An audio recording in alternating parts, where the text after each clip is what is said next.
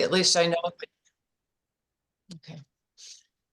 Welcome, everybody, to the League of Women Voters. It is a pleasure to have you all here. This is really great attendance, and I see some familiar faces. And I really appreciate that you have an interest in this topic. My co-presenter, Judy Kolde, is a business owner in the downtown. She owns the Sanctuary building, and she just texted me that she's on her way, but she had another flood, which is another reason why we need to do this project, because poor Judy keeps flooding out in her building, and it's really pretty awful. So this has been going on for a number of years. These pipes are over 100 years old. And, few things last longer than 100 years. So what I will do, she told me, go ahead and get started. I will tell you a little bit about myself. I'm Bobbie Ryder, and I am the president of Pullman Civic Trust. I am also on the board for the Downtown Pullman Association, and I am a landscape architect. So I am following this project pretty closely. It's just, and then I've been the president of the League of Women Voters also, but now I'm just the vice president. So I'm not nearly as important as Allie when she comes in. So let's go ahead and get started on the project that we want to talk about. And I'm going to do my share screen. And okay, there we go. Let's go with that. Here. All right. I want to make sure I know what you're looking at. Are you seeing the Project Downtown website and it's moving, or you just, yep, you're seeing the whole thing? Now you're seeing it there's a lot of action going on there? We're going down the street. There's mannequins walking down the sidewalk. Okay, okay. Exciting changes are coming to downtown Pullman! Exclamation. Okay. Thank you, thank you. What I want to get to in this is, and I honestly, I thought I knew how to do this. Give me just a minute. I wanted to run through the video of what is supposed to be coming. And let me see if I can get to it. Nope, not there. Design. Let's go here. Design. And those are images. And does anybody know where we get to that? Where we get to the Is it a video? Yeah. Okay, I think it was playing. Well, and yeah, But I think there's we go back to design. I remember seeing a video there. Oh, you did? Okay, because I want the one where you can stop it. There we go. Yeah, Okay. that one.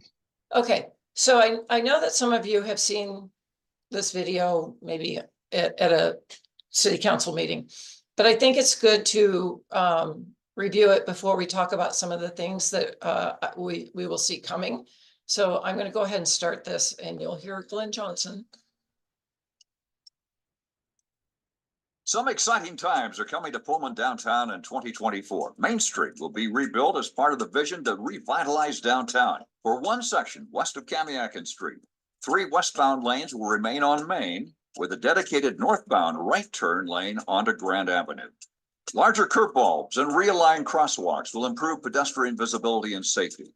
Plus, new landscaping will welcome people downtown. To slow traffic and increase safety, there will be narrower lanes, creating a more inviting atmosphere. And we'll add new wider sidewalks, freeing trip hazards, and adding space for cafe.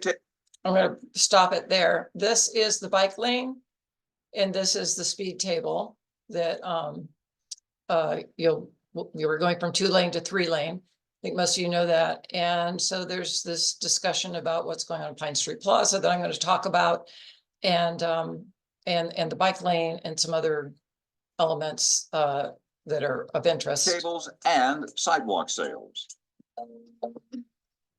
The other section east of Kamiakin, Main Street, will narrow to 2 lanes of westbound traffic with a sidewalk level bike lane connected to the Chipman Trail on the north side of the street. Pedestrian lighting and newly placed street trees will add to the welcoming atmosphere of downtown. We heard from you, and parallel parking spaces will be maintained with the addition of 8 on-street ADA compliant parking stalls, making downtown accessible for all. A sidewalk level bike lane paved in color will improve non-motorized That is a straight, pretty much a straight shot on this connectivity, shot. making space for Yeah. pedestrians to walk side by side. Pine Street Plaza will be expanded into Main Street to slow traffic speeds. A pedestrian activated rapid flashing beacon will ensure people can cross safely on Main Street. Many of the improvements to Main Street you'll certainly see, but we're also enhancing areas you won't see. Very important to the city and our businesses. Replacement of below ground utilities like water, sewer, and stormwater lines. During construction, traffic on Paradise Street will go back to two-way street. It will split at Main Street with one lane going west and one heading east. And this is really important for all of us. During construction during the spring and summer of 2024, please make a special effort to support Pullman's downtown friendly and locally owned businesses to help them survive during the challenge of construction. We and those businesses, thank you. Okay, couple of things that I want to point out in this video that I think are going to be salient when I go Many to of show the you some other improvements to Main things, if I Street can you'll find the certainly right see. thing. Just a second. But we're also enhancing areas you won't see. It's very Give me important just to a the minute. city and our businesses. Replacement of Okay, it kind of, you can kind of see it here. So see how the trees are placed on this side right here. Then, so the cars are parked. There is a utilidor that goes here. And then there's a tree well, and then there's a bike lane, and then there's the sidewalk. So this bike lane basically shrinks the length of this, the width of this sidewalk. And this area kind of becomes dead space, right? You can't put tables and chairs out there. You're not going to walk out there except to go across the bike lane, which you're going to have to cross the bike lane one way or another. So there's some current concerns about the bike lanes still that remain. Okay, so I want to just let people know that, I mean, that aside, this is still going to be a really cool project. It's going to be great to have new trees. We're working on getting the right trees there, and I know Monique has been working on that. I think that this little diagram, let me see if I can get to that. Oop. This little diagram right here is an interesting one because there's the bike lane and there's Pine Street Plaza. So, you know, it's pretty much was originally going to be a straight bike lane, and now it kind of has a whoopee in it, and we're going to look at that in a minute. But here's another example of the bike lane here. So you can go and look at this at your leisure, but I'm going to now switch over to another I'm going to close this, and if Judy comes back and wants to talk from it, she can, but quite seriously, she may not be here because she said they're having a very serious flood. So, okay, so I've stopped sharing. Now I am going to go to another screen share, and that will be this one. And can y'all see that? We good? Yep. Okay, all right, great. Okay, so I'm gonna start this as a PowerPoint. And we'll move our faces off of, oh, okay. Now, tell me this. Are you seeing our faces or are you seeing the PowerPoint? We're seeing a PowerPoint that says goal, slow traffic. Okay, but are you seeing the next slide that's coming? I'm just curious. No. No, okay, great. So this is again from the Project Downtown website, and there's that diagram that I illustrated before. So they are going to be narrowing the travel lanes from 12 feet to 10 feet.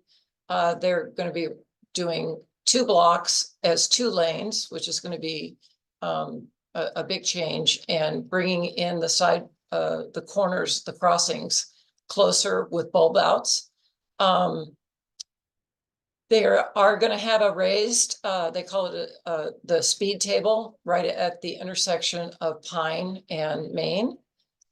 And then new street trees will be going in. Right now, they show 15-foot trees in terms of mature canopy. And people are, what I'm hearing from the tree people, we refer to the tree people, but anyway, I think we're all tree people, would like to have a broader canopy on there. So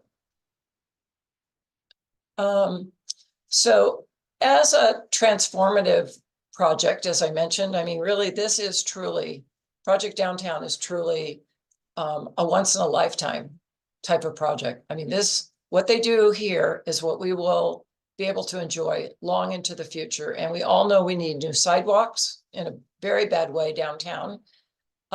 We just need to clean up so much of the brokenness of downtown, and the opportunity to do that rests with this money from the federal government, which are ARPA funds.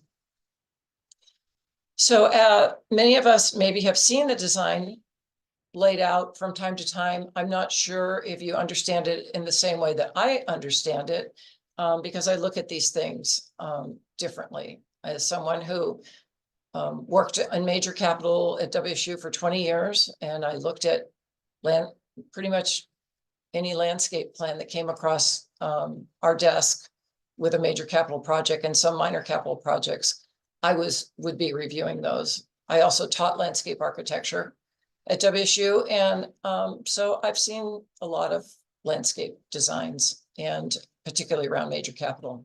Anyway, what I want to show on this one is that one thing I would like to see a little bit more of in this project, because we're all in this together. The project is over budget. The city feels that they can borrow from other places to balance this. And I am not a finance person, so that is not mine to comment on. But I believe we're up there about 3 million over. So to accomplish trying to bring it a little bit of constraint and further closer to what we have in the ARPA money, is you would do a thing called value engineering. And the things that I see as low-hanging fruit are things that we actually have been able to accomplish. One is this Pine Street Plaza. They will be replacing Pine Street Plaza here with it'll be the same pattern, but new pavers, because it's cheaper to do new pavers than it is to try to lift each paver out, number it, collect it, put it in a truck or on a surface, find a place to store it, bring it back. What you do is you prepare the surface, you order in your pallet, it's all put together, it's all perfectly fit, they slide it off, they place the circles, and then they work the brick around it. And it would be an installation of 2 weeks using new pavers, and think of manpower and how expensive that is. It's not materials, it's manpower that's expensive, versus probably 4 to 6 weeks. And this is also a really tight timeline. So that was a really good move, and I compliment the council for making that decision. The bike racks, I have recommended that they don't powder coat the bike racks, because there's no reason to powder coat stainless steel. It's an authentic material, it's timeless, and they have agreed that they will not be powder coating the bike racks. These are very small things. I'm going to talk later on about a table and chairs project, a pilot project to try to activate spaces in the downtown. We're trying to do more to bring people downtown, and I'll be talking about that tonight. We're able to work with the council and request that the Walk of Fame monuments that are located here, there were 4 of them right at the entrance to Pine Street Plaza, where this little bend in the bike lane happens. And they the council did vote to eliminate those, and we're very appreciative of that. Couple things that until, you know, my belief is that until they start digging, maybe there's hope. And I think that the bike lane is in the wrong place. I think it should be alongside here, and I'm going to show you some drawings of that. And the at-grade planters, these are at-grade planters here. If I could, I don't know if I can zoom in much. But anyway, these little lines across here are stepping stones. So if these little blue things here are your, if that's your car, and you get out and you're not where the stepping stones are, you are probably just going to walk on through the planter bed. So I think that would be a place where we could have wider sidewalks and maybe eliminate some of all of these yellow areas. Those are planter beds. There are a lot of planter beds in this project. These down here that have rocks in them, they are stormwater basins. Pretty much near as I can tell, but I haven't seen the calculations. Those are going to be required by DOE to treat, to settle out the particulate that's coming off of streets and off that whole hillside up onto that goes up Pioneer Hill to treat that before it goes into our rivers, into our storm drains and into our rivers. So those are some of the things I'm going to talk about. The other is this, so that's the at-grade planters, the pervious concrete bulb outs. The bulb outs, great idea.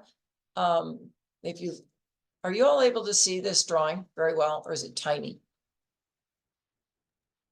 I can see the drawing, Bobbie, but if you're moving a cursor around or something, I'm not seeing that part.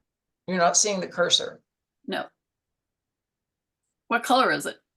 It's the typical arrow. So Okay. what I'm going to do, I'm going to take this out of the slide mode, if that's okay. And I'm just going to work from my PowerPoint. So give me just a minute. Sorry, but I think it's important for you to be able to see what I'm doing. Okay, so let me slide this one over. How can you see that? Now I'm seeing your desktop. Okay, which you're seeing? The I think it's your stars. desktop. It has all your icons on it for your article, your documents. And the How about sunset, there? Are you There we seeing? go. That's Okay. good. All right. Yeah, don't look at my desktop. Oh. you can It's see the the cursor that's a better. picture Now I can see your arrow. into my brain. Okay, good. Well, the other thing that's good about doing it this way is I can, oops, okay, cancel. I can zoom into it a little bit more. And so I think we're going to work with that. So what I'm talking about with the bulb outs, these are bulb outs here, right? And they are pavers laid in sand and on top of pervious concrete, which is on top of gravel, and then onto the subgrade of clay soils. And so, you know, I think, you know, those are probably going to stay. They're probably not going to filter there isn't going to be a lot of water that percolates through those. But at any rate, those are one thing, another place where there could be the ability to save money. So the other thing I want to say about, roll back up here, what is value engineering? So value engineering is looking at not only the cost of the project when you are putting it in and buying materials and labor and all of that, but it's also the life cycle costs going forward. So what is it going to cost to maintain this landscape, for example? And it's going to, there's a lot of planter beds in this project, and it is going to keep them looking good. It's going to take a lot of manpower. Something that I have pointed out, and I don't know, maybe they care, I'm not sure. But anyway, what I wanted to talk about a little bit more is this area right here. And so I showed you that, well, you can see it here, this right here. Can you see this little crosshairs that I have? That's where the bike lane is proposed or is drawn in the construction plans to go. That takes out at least 10, maybe 12 feet out of Pine Street Plaza.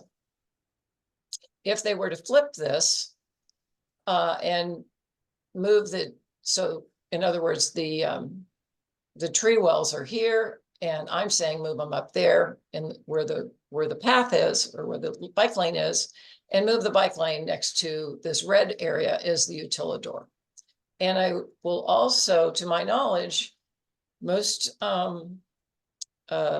bike lanes for commuters in towns are green. So I'm assuming, and I believe it has not been told differently to me, that it will be green concrete.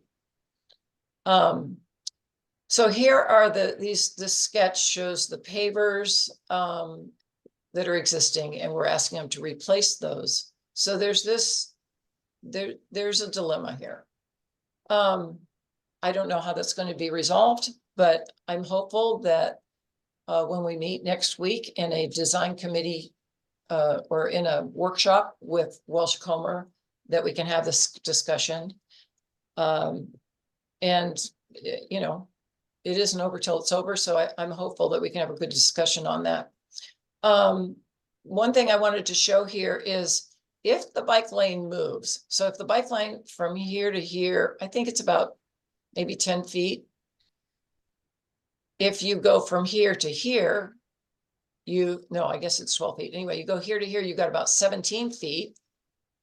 And then if you put out tables and chairs, these are tables here, you can easily have a bank of tables and chairs underneath the canopies of the trees and still have plenty of room for pedestrians to walk. With the bike lane there, if you just, because what you can have with this is you can have this idea of being able to go in between the tree wells. So so you bought some more usable space. Let's go to another place that's a bit of a concern is down by Sanctuary, and this is Judy's place. So if you're coming over the bridge, the viaduct, this is the way the path is recommended now. And if someone's coming up, if you've ever been to the back of Sanctuary, it's a very, very steep driveway. And if this little red guy here is a bicyclist, you can see that, and she's trying to get onto the bike lane, and a car is coming up out of that pretty difficult to see already driveway. The potential for collision here is pretty great. If they were to do what's down here, I'm gonna go a little bit bigger and roll it down, and stay on the road, and then in the Oasis driveway, which is completely flat, it's very easy then to hop onto the bike lane. And if the bike lane is over here, it's even easier. So those are some things that I'm hoping are still in play. So what we're proposing is, shrink this again, is that we really follow what NACTO is recommending in the National Association of City Transportation Officials. It's kind of like they write the Bible on this stuff, right?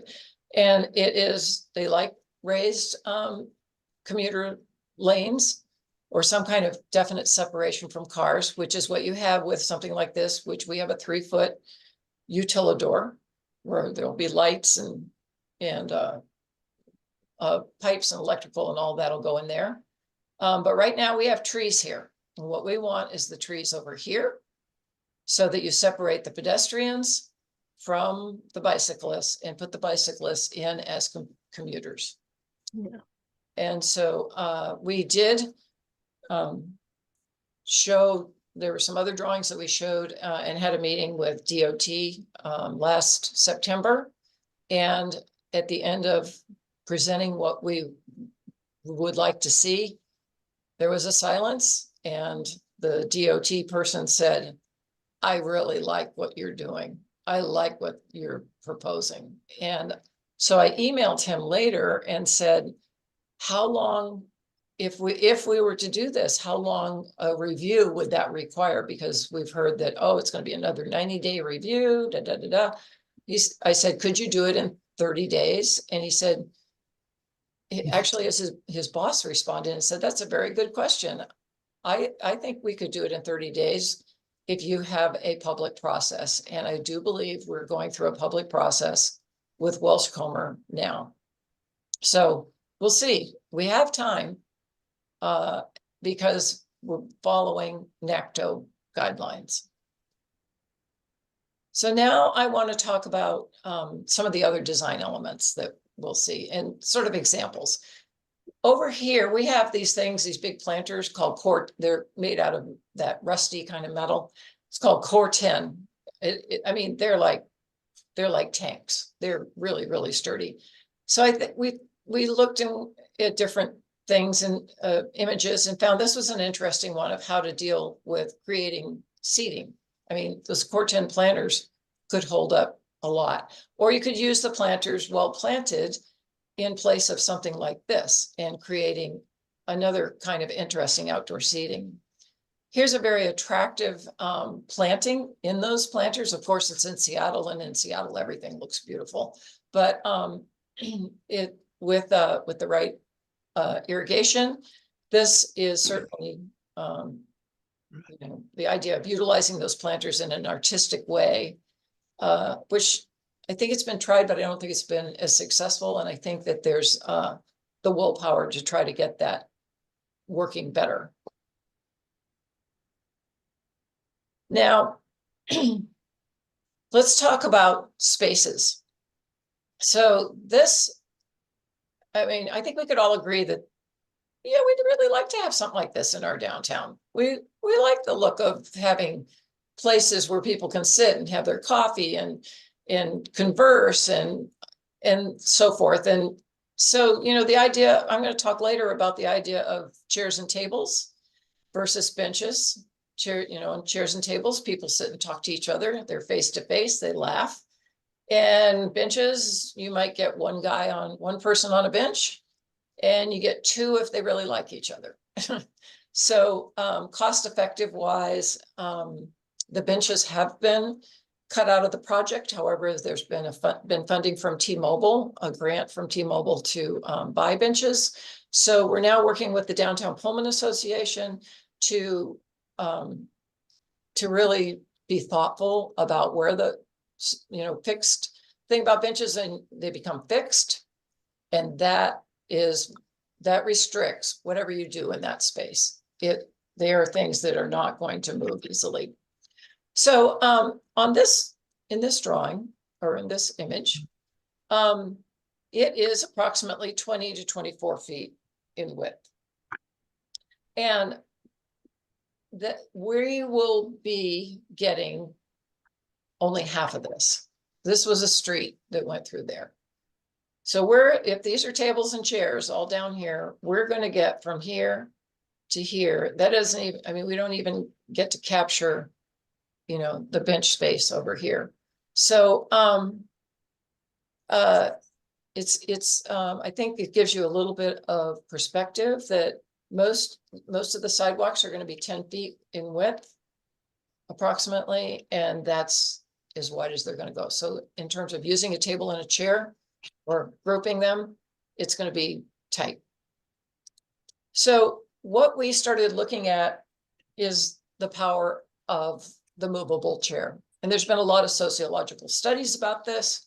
Not that we have this opportunity, although I suppose in Rainy Park, but the idea of grouping people with chairs are going to orient it toward the sun, or they're going to orient it toward the shade. They're going to pick them up and they're going to move them to where they want it to be. And it gives them the choice that they want to have.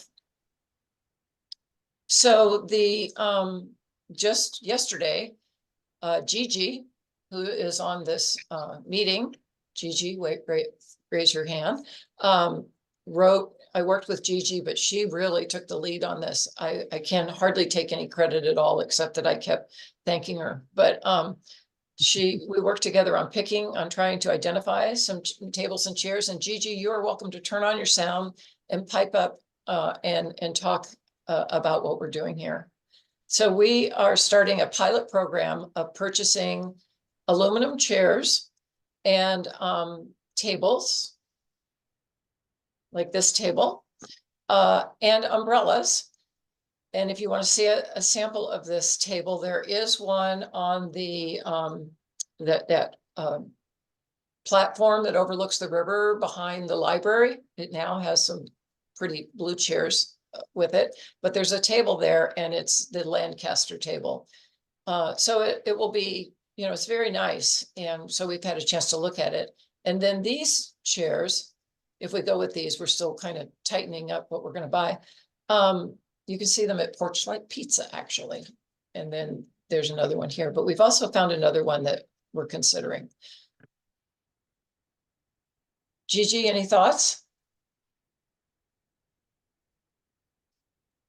Anyway, if you turn on. I'm here, Bobbie. This is Judy, and I was just gonna say thanks to everybody. Yeah, we're very excited to make space more usable, and this is something that DPA will be able to at least get us a start with the grant that we had from T-Mobile, with some of those funds going for this movable furniture.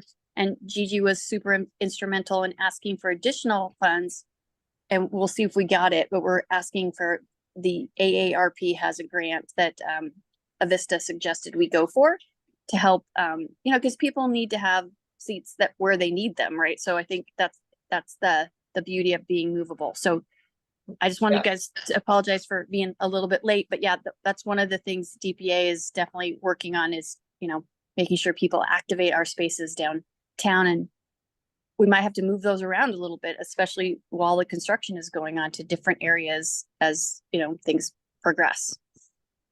So the idea with this, we can buy a set of a table, 4 chairs, and an umbrella for $500, and you can buy a bench for one bench is, I believe, Judy, do you know how much each bench costs? I think it was $5,000 What? I thought they or were $2,500. I think they're like, 2,500. yeah, but then, burden it up with, but yeah, they're expensive, but They're I mean, everything's expensive. So, but with tables and chairs, we can create more active spaces, and we can have pop-up things that happen here, pop-up events, we can bring them in. But when they're not being used for some kind of event, we can loan them to businesses that might need tables and chairs to be used out their back doors, such as back in the Rico Alley, which we're working to pave that and make it more appealing. And then also back behind Bruce Books is another place. So we're looking for places where we can tuck these, and it's a growing pilot kind of project, and stay tuned, you'll see more of that. These they will be tilting umbrellas, which will be good for sun, and they probably we're not going to be doing the solar lights. We'd like to, but they're a little bit more money. But the tables will be black, the chairs will be aluminum, and you can have any color umbrella that it comes in. So, all right. The other thing I want to talk about, I showed in that plan that there are storm basins. Sometimes they like to refer to them as rain gardens, but rain gardens don't really work very well here. But storm basins, they're trying to filter the soil and have it drop out before the water goes into the storm system. So here's an example of the storm basin. This is a pretty new one. It's just getting started. This is one, you've probably seen some up in Spokane I've seen several up there on Lincoln Street and other areas that look nice. Certain times of the year, the rain will be in them, of course. In Pullman, we're going to need to be really diligent in attention to these, because here's an example of where they were done, something like this, up at our new high school. It doesn't look great. I don't believe it was ever irrigated, but we are gonna have rock mulch in all those flower beds on Main Street. And also, I want to remind people that we have a lot of people living downtown, and there's a lot of dogs these days. That happens to be my dog. But so these areas are going to require some cleaning, I think. So another program that was in Gigi's grant was called the Celebration Wall. And this is an example of a pumpkin wall that we would like to do for Halloween. And we're asking for money to buy the materials. And we're trying to see if the high school might be interested, the shop might be interested in building it. But if not, we will find the volunteers, we will get it built. It's pretty basic, simple construction. And I think the benefits to it could be quite great. I happened to attend this pumpkin wall, which I believe is the same neighborhood. It's in North Carolina. And so I took these pictures, and look at these cute little girls here. They're so proud of their pumpkins. I mean, it was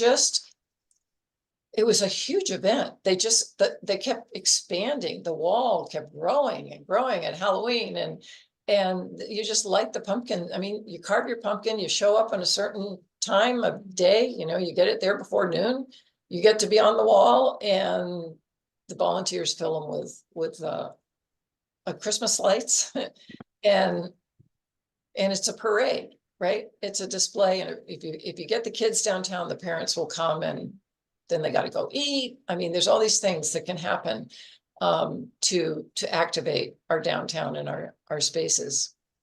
It's going to be interesting where we put the pumpkin wall this year, because they will be tearing up. I believe Pine Street will probably be put back together by then, but we're looking at other places where we could do it.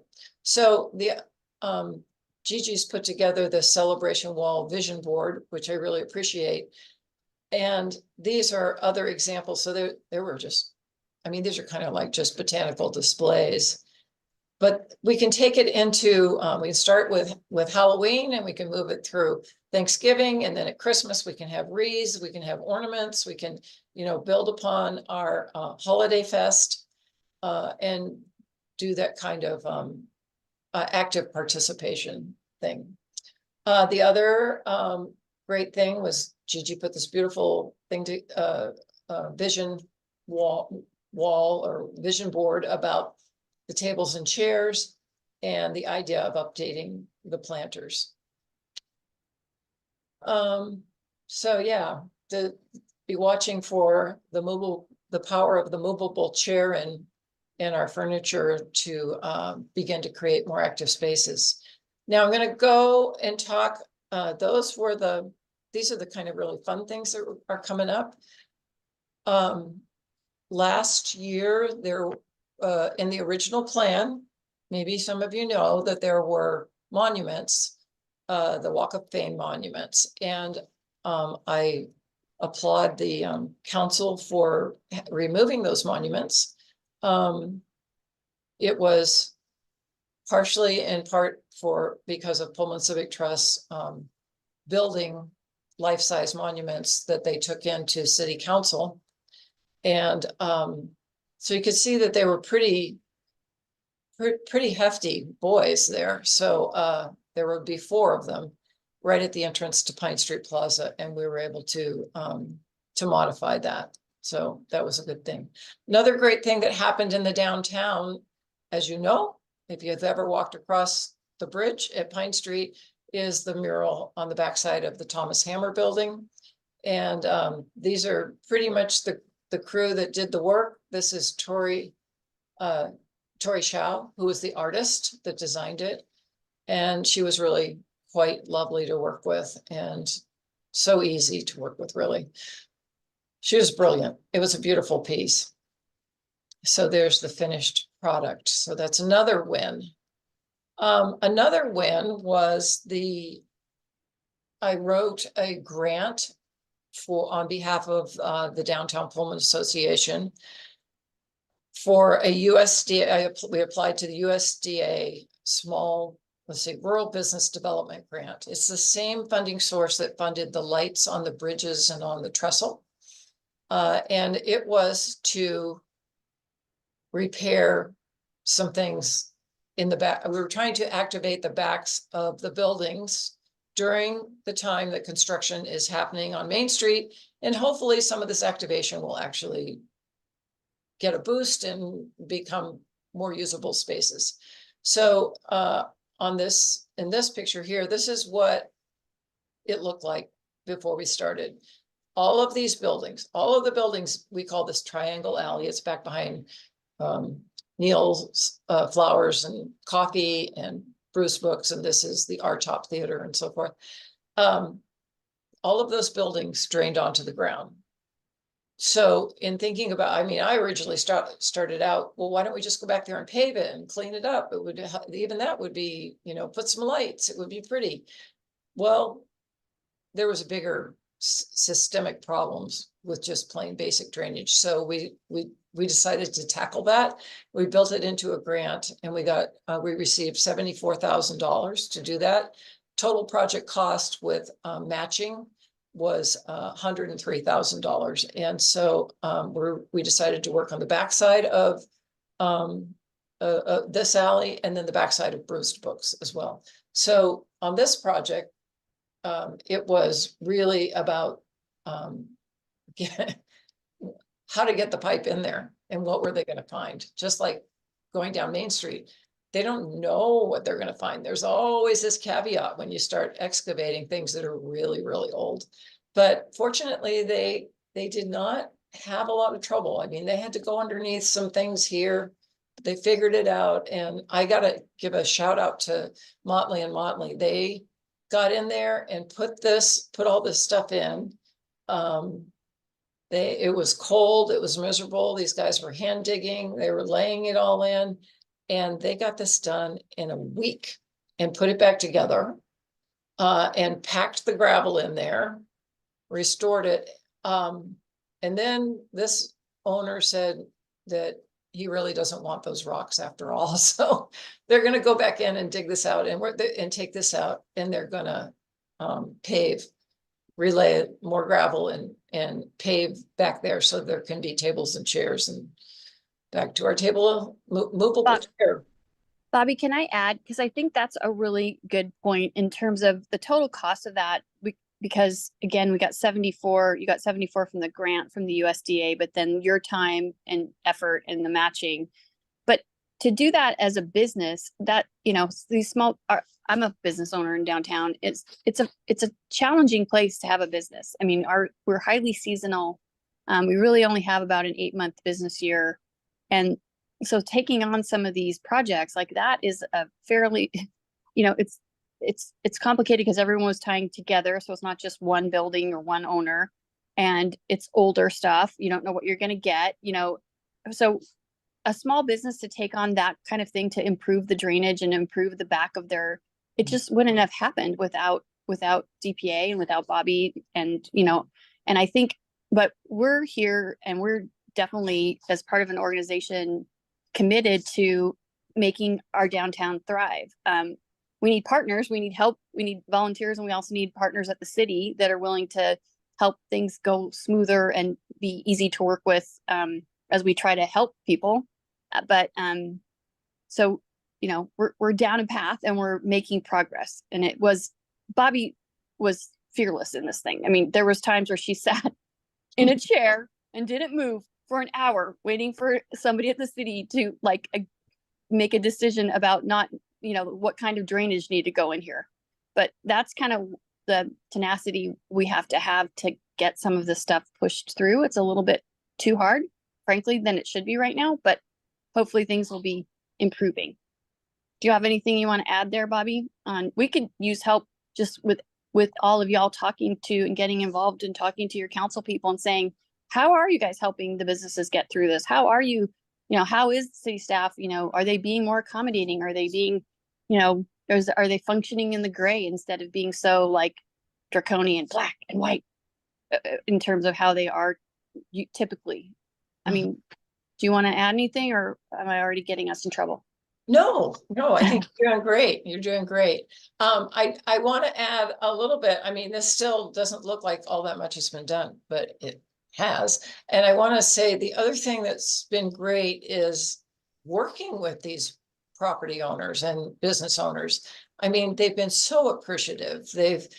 I mean, truly, they know. I mean, Rico's said every year they flooded every year. They didn't flood this year. They're so tickled. And so once we get the asphalt in, I mean, they're already draining properly, but when we get the asphalt laid and they get it graded properly, it's just gonna be nice and clean. It's gonna be good. And I was standing back there and I don't have the image of the electrical back there is just, it's a big spider web. So how do you work with that? We're gonna be bringing in cafe lights, and you can kind of zigzag them. I probably should try to find that picture. I will, Judy, once we go off and try to dig that out. But where you can activate that space, you activating your back alleys has a lot of benefit financially for sure, because you can feed that many more people. And then if you kept going around the corner here, which you can't see, unfortunately, it used to be the old barber shop. And there are these 3 wonderful little arched brick openings there. And so I'm working with that business owner to see if we can maybe get some art in the, nice bright colored art things in those holes, kind of like this, like instead of that, maybe it could be nice painting mural, and maybe we could get some art going on the doors here. So Bobbie, is that towards Kamiakin or is that towards Maine? I haven't been here when there's been a barber shop. the barber shop is this wall back here, and unfortunately, Okay. I don't So believe. that's towards Kamiakin. Yeah, Okay, thank you. no, that's toward Maine. I mean, if we Okay. kept going back through there, that would be, but it's a closed off alley. I mean, you can go in the back door of Rico's is what you can do. Yeah. That's It's the back of, isn't it the back of Sharia Moore? Kind of? Sharia Moore, yeah, but they have multiple buildings. They have several buildings along there. And then this, of course, is the gathering place, and that's an outdoor space that's got great opportunity too. So, I mean, it takes a lot to get these things going, but sometimes you just have to start. You just have to bite the bullet and go for it and just try to, I mean, I could not believe, I'm going to go back here on this project. I didn't think on July 1, I didn't know how I was going to do this. Was last summer. I didn't know how I was going to do this, get this mural funded. I mean, I think we had $10,000 or $12,000, and I knew I needed $30,000 because we had to have insurance, and it's a 30-foot tall by 100 feet long building. We had to have scaffolding, and we were on the river. I mean, this is a big building, and so to raise that money felt kind of daunting, but I am telling you, if it's something that people care about, they will donate, and they will come forward. They will come through for you. And it was like Christmas every day. I went to the downtown, the DPA office, Downtown Pullman Association, and there would be these envelopes on the mail drop, that I just was like, oh my gosh, what a generous community we live in. And so I'm really hoping that those same people that gave so generously last year plus more will continue to support the downtown businesses during this construction period, because it's going to be, be so much easier to just drive on, keep going on Grand Avenue to get to the other side of town or what have you. But if you have the chance to go have a coffee date, to go have a delicious meal, those restaurants are still going to be in operation, and go get it, create a social life for yourself, make it downtown Pullman. So I'm just going to close this with, this is part of the painting of the mural. Sarah Barnett is a graduate student in fine arts. Well, she's now a graduated graduate student. And she's amazing. She led this painting portion of the project in an incredibly ferocious way. And I'm going to show you Sarah. Sarah is this little person here with this great apron on that, you know, paint went on that apron in a big way. And then here's Tori. I mean, they just don't worry about wearing paint. Paint is like a status symbol. It's wonderful. And so to get these oops, I'm gonna go back here. To get these projects done, Tori had the coolest signature. And then somehow I kind of got some little thing in there because the three of us were the ones that were on the wall the most. And it was so fun. And it took us 9 days. We got it done in 9 days. And Emily Pierce wrote a wonderful article about it. And I want to thank her for that. It was a really great experience. I've never done a mural before, and I definitely would do one again. That is my presentation. Judy, do you have more that you want to talk about?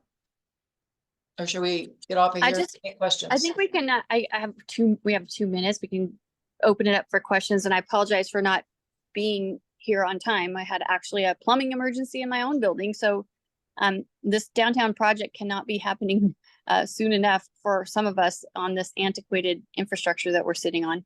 But just so you guys know, DPA, we have 3 big goals. You know, our mission is to have a thriving downtown and to activate it as a space.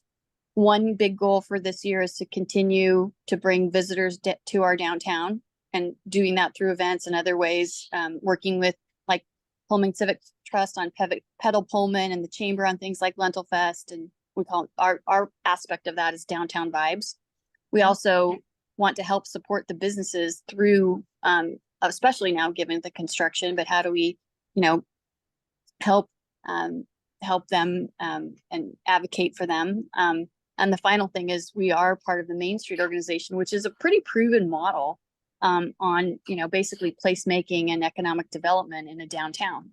And so we're doing things right now. We're considered an affiliate of the program, and we're with the hopes that we will eventually become a designated accredited a Main Street organization. And then we were able to reclaim, or people can direct their B&O taxes instead of going back to Olympia to do who knows what with, they can direct them to businesses or entities in the Main Street program that have received that level. So people could redirect their B&O taxes back to the community, which would be nice. So there's some great things we're working on. And if you guys have any questions, we're always looking to build our capacity and get some more people involved. It's really 4 big groups. Bobbie's very involved, and what you saw today was mostly around our design work and actual physical work that we do to improve the physical aesthetics of downtown. But we also do those promotions committees, like events. We do outreach, which is about telling our story and recruiting money, writing grants and recruiting people. And then the last one was economic development, in terms of like really what kinds of toolkits and help can we give to our downtown businesses. So that's kind of like the 4th different committees that we have in DPA. So Judy, there's some questions here on the side, so you can help me. Sure. Okay.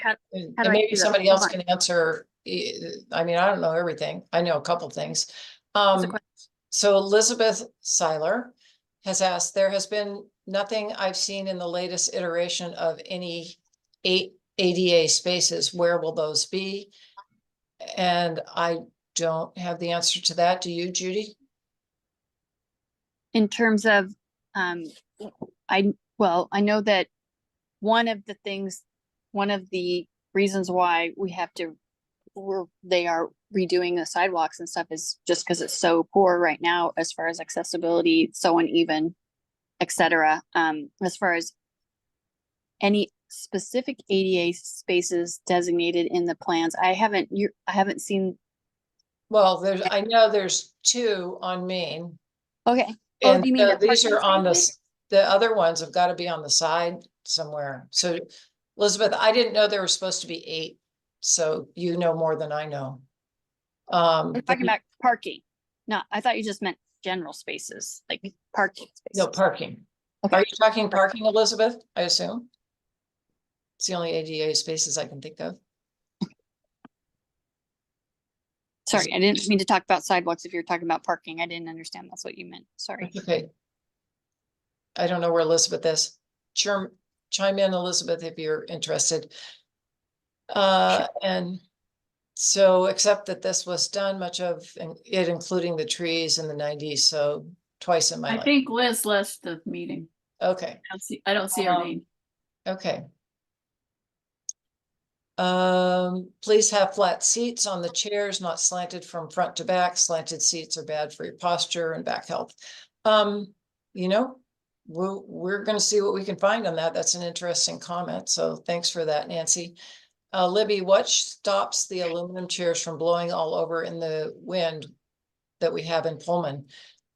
You know, that's some of the stuff that we're considering right now. Gigi, do you have any thoughts on that? You want to unmute yourself? Because Gigi said, I think these might blow away. We have talked about locks. Bike lock. Yeah, I actually responded to that we are going to order a sample set of furniture and test everything out. So we're considering cable locks or other measures to make sure everything stays in place, or maybe we'll just look for a little bit heavier chair. Right. And so, you know, there's kind of this trade-off about, do you lock them? Do you know, we're hoping that by lending them to the businesses, that they, with an agreement, they'll take care of them and we'll have a signed agreement with them. They'll bring them in at night, things like that, because really they can use these tables and chairs at least Mhm. some winters for a really long time. I mean, look at outside Neil's coffee. People are out there drinking coffee all the time. So again, it's a pilot program. We're going to figure these. Yes. Somebody was talking. Okay. And so we're going to order the sample sets. And is it true that the businesses will have to pay for use of sidewalk after the project is done? What is the international? Okay, that's something else. You know, I don't really know what, I mean, right now they do. They do have leases for the sidewalk space. The city has that. So I don't know what that's going to mean after the project is completed. That's a really good question, though. Okay, let's see, those are the two. And as someone who rides a bike every day for the last 25 years, is there any way of making the bike path two-way? Yes. And I agree with that. Bicyclists do not ride one way. So Bobbie, this is Tim. The question would be how wide, and if you, in your plan, by moving it out, can you gain some extra space to maybe make it wide enough? And what are the regulations as to how wide it has to be to make it two-way? Well, probably 10 feet.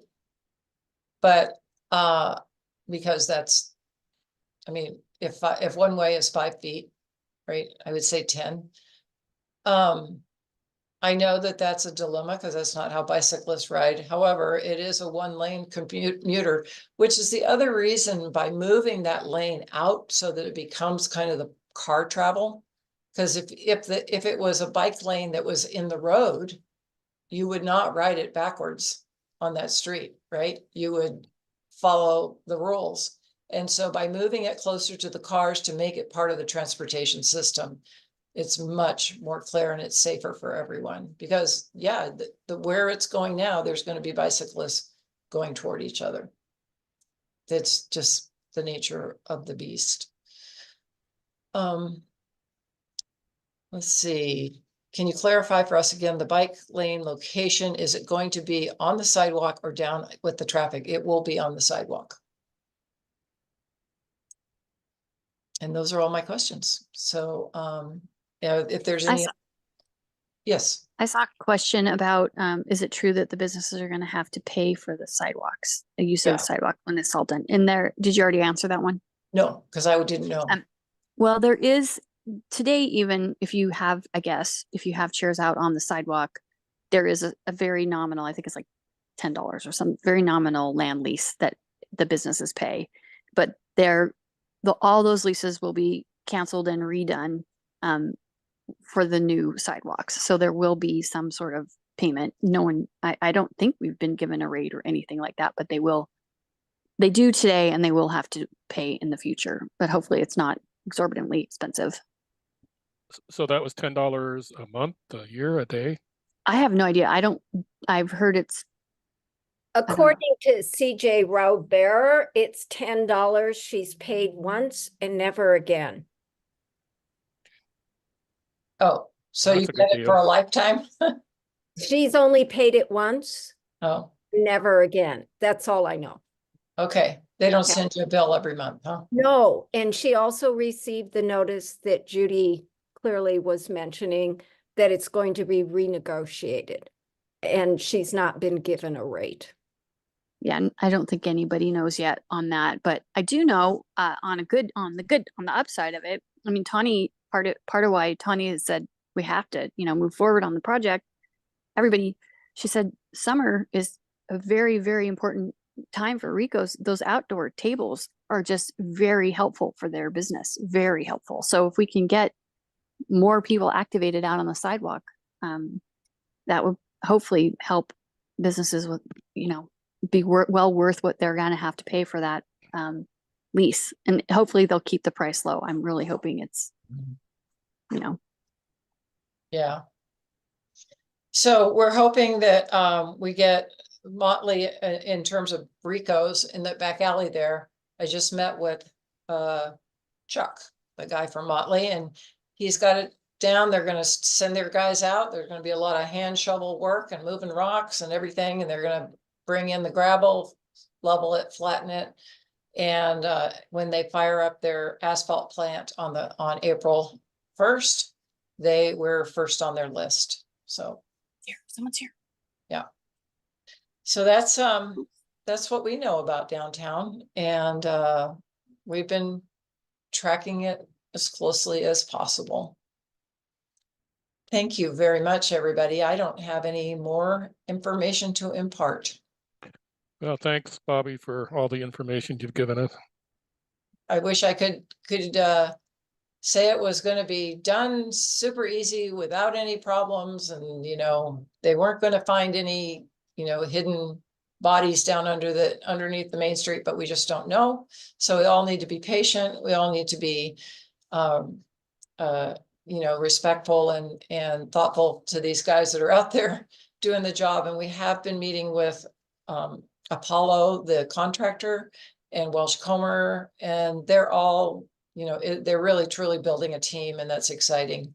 And I think that it's going to be a great project. So thanks everyone for attending tonight. It was wonderful. Thank you, Bobbie. Bye-bye. Thank you. So will this be on the website to watch later?